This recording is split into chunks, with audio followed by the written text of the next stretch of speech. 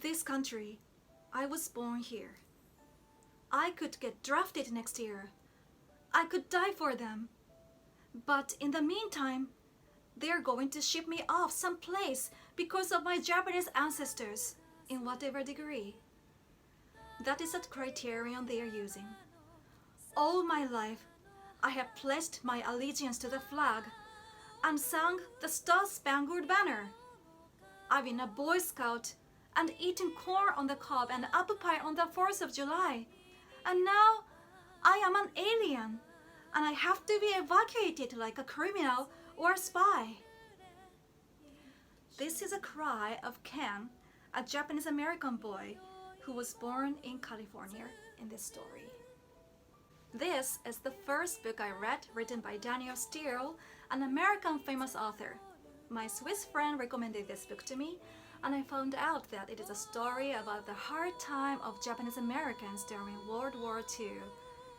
As you know, Japanese Americans were imprisoned in internment camps after the attack on Pearl Harbor, December 7, 1941.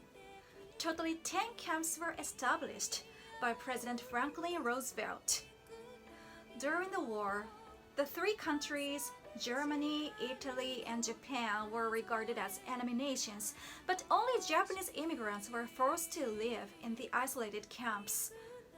As I watched the film Snow Falling on Cedars, I knew their general history and also recognized that the US internment camps were quite different from Nazi concentration camps.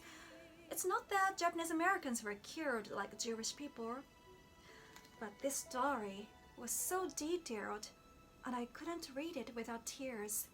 It was so tragic and horrible that the ordinary citizens who came from abroad and pledged to be the honorable citizens of the US were one day treated like criminals, had their houses and all of their properties confiscated, and put to a horse store.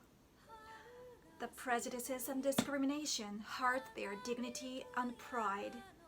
The main character is a Japanese girl, Hiroko. She was born and brought up in Kyoto, and her father sent her to California when she was 18, as it was his dream to have his daughter educated in the US. Hiroko stays with her Uncle Tak, who is a Stanford University professor, and Aunt Reiko. The couple had 3 children who were born and brought up in the US. And one day, Hiroko met Peter, the assistant of Uncle Tak, and they fall in love with each other. After Peter went to the army, Hiroko gives birth to a baby boy, Toyo. And I was so surprised to learn through this book that before 1945, marriages between whites and non-whites were banned. By the way, this is my favorite book, Born a Crime, an autobiography of Trevor Noah. So everyone, do you know the meaning of this title? As Trevor is from South Africa and he was a child of a white father and a black mother, his birth was a crime due to the apartheid. How stupid the racism is! So just like Trevor, Toyo's birth was a crime in the story.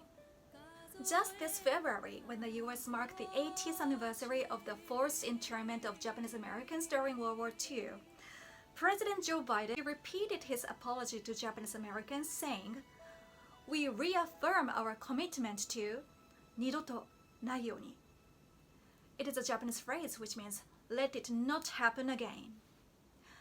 In the US, the Japanese internment camps are now considered one of the most atrocious violations of civil rights in the 20th century.